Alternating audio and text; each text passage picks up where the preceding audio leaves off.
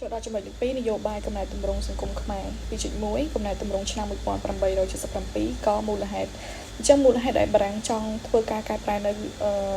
តម្រង់ថ្មីហ្នឹងគឺដោយសារមានកត្តាសំខាន់ពីរយ៉ាងទី1គឺកត្តាសេដ្ឋកិច្ចពាណិជ្ជកម្មរយៈពេលអស់14ឆ្នាំគឺបារាំងអាច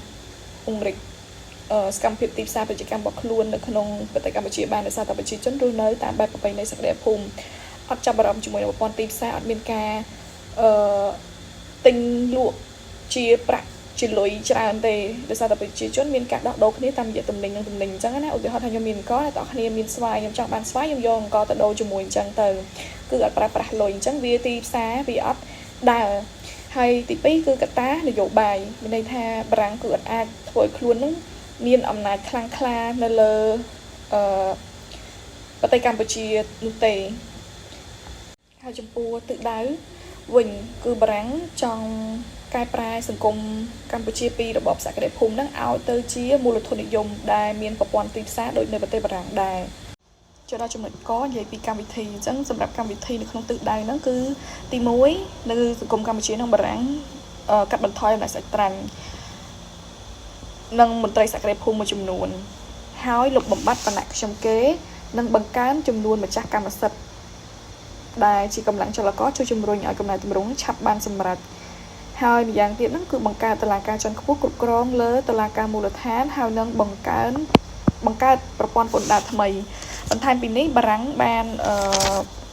ធ្វើការចរចាជាមួយនឹងសៀមដែលធ្វើឲ្យសៀមហ្នឹងបានប្រគល់ខេត្តមួយចំនួនមកឲ្យខ្មែរយើងវិញដែលក្នុងនោះមានខេត្តដូចជាបាត់ដំបងស្រីសុភ័ណ្ឌសៀមរាបនិងខេត្តផ្សេងៗជាបន្តទៀតហើយម្យ៉ាងទៀតបារាំងក៏បានធ្វើផែនទីដងរែកមួយដែលទទួលស្គាល់ដោយអ្នកតំណាងបារាំងសៀមនៅលើឆាកអន្តរជាតិថែមទៀតផងចូលដល់ចំណុច2.2កំណែតម្រង់ឆ្នាំ1884អញ្ចឹងនិយាយឲ្យខ្លីកម្មវិធីកំណែតម្រង់ថ្មីនេះគឺបដូរពីប្រទេសកម្ពុជាដែលស្ថិតនៅក្រោមអាណាព្យាបាលបារាំងឲ្យទៅជាប្រទេសដែលស្ថិតនៅក្រោមអាណានិគមនិយមបារាំងវិញដោយសារតែកម្មវិធីដែលបារាំងដាក់នៅក្នុងកំណែតម្រង់ឆ្នាំ1877ហ្នឹងគឺពួកមន្ត្រីរាជការក៏ដូចជាស្ដេចត្រាញ់ហ្នឹងអត់ចាប់អារម្មណ៍ជាមួយនឹងកំណែតម្រង់នេះទេដែលធ្វើឲ្យបារាំងខឹងយ៉ាងខ្លាំងអញ្ចឹងហើយកំណែតម្រង់នេះដែរគឺ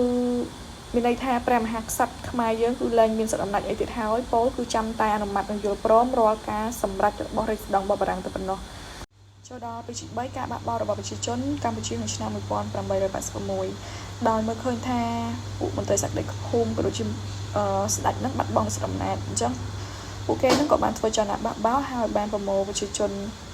ក្នុងឆ្នាំ1885ហ្នឹងគឺការបាក់បោបានរីករាលដាលយ៉ាងលឿនពីពេញផ្ទៃនៃប្រទេសកម្ពុជាប៉ុន្តែអត់មានជាការទាមទារឯករាជ្យចំពោះខ្មែរគឺគ្រាន់តែចង់ឲ្យបារាំងនឹងដកសិទ្ធិអំណាចគ្រប់គ្រងពីពួកមន្ត្រីនិងស្ដេចរបស់ខ្មែរប៉ុណ្ណោះឯងដោយខ្លាចចលនានឹងខ្លាចទៅជាការចលនាទាមទារឯករាជ្យបារាំងក៏ព្រមប្រគល់សិទ្ធិអំណាចឲ្យព្រះមហាក្សត្រខ្មែរវិញហើយបានចុះសញ្ញាទ្វេភាគីអញ្ចឹងគោលបំណងដែលបារាំងចង់កែប្រែសង្គមកម្ពុជាពីរបបសក្តិភូមិឲ្យទៅជាមូលធននិយមហ្នឹងគឺត្រូវបានបរាជ័យជាលើកទី2ចូលដល់ចំណុច2.4មធ្យោបាយថ្មីរបស់បារាំងនៅក្នុងទិសដៅធ្វើកំណែតម្រង់សង្គមកម្ពុជាបើទោះបីជាបារាំងបរាជ័យក៏ប៉ុន្តែបារាំងអត់បោះបង់នៅទិសដៅនោះទេគឺបារាំងបានបដិកម្មភាពតែបន្តិចក្រោយមកបារាំងក៏ចាប់ផ្ដើម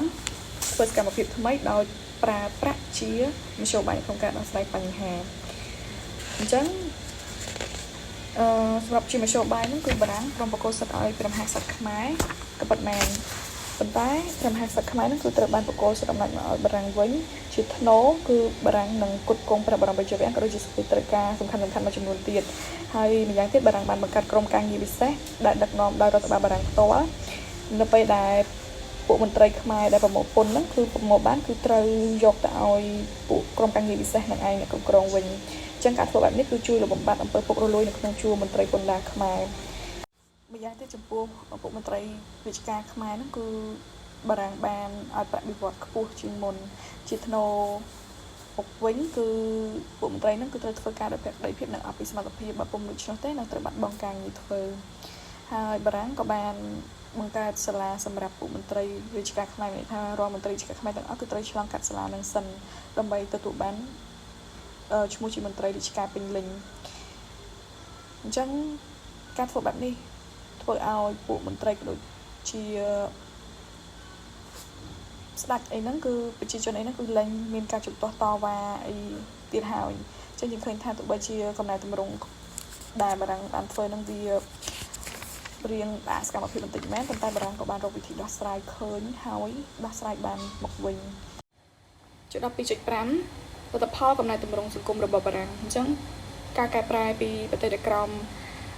អាណាព្យាបាលទៅជាប្រទេសដែលស្ថិតក្រោមអាណានិគមនោះគឺធ្វើឲ្យប្រទេសបារាំងហ្នឹងបានកែប្រែប្រទេសកម្ពុជាឈានទៅដល់ការអភិវឌ្ឍ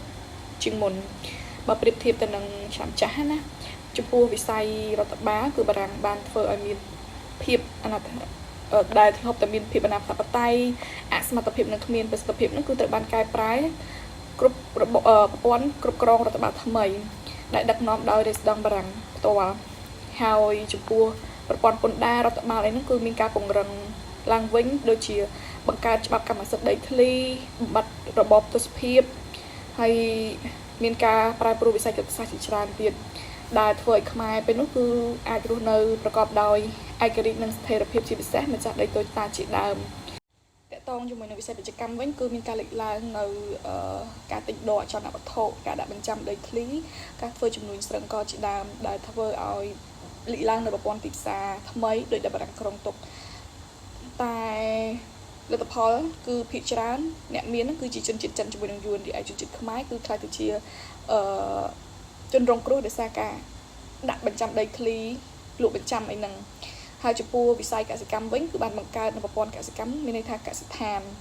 ដែលជាមធ្យោបាយផលិតកម្មនិងសម្រាប់សម្រួលឲ្យមានសេដ្ឋកិច្ចទីផ្សារហើយបារាំងធ្វើបែបនេះគឺធ្វើឲ្យវិស័យកសិកម្មនៅកម្ពុជានឹងគឺមានការលេចឡើងមុខមាត់នៅលើទីផ្សារអន្តរជាតិអញ្ចឹងទោះបីជាមានការអភិវឌ្ឍជាងមុនក៏ដោយប៉ុន្តែវាខិតទៅជាបញ្ហាសម្រាប់អ្នកដោះស្រាយអ្នកដឹកនាំជំនាន់ក្រោយគឺដោយសារតែបញ្ហាគម្លាតរវាងអ្នកមាននិងអ្នកក្រ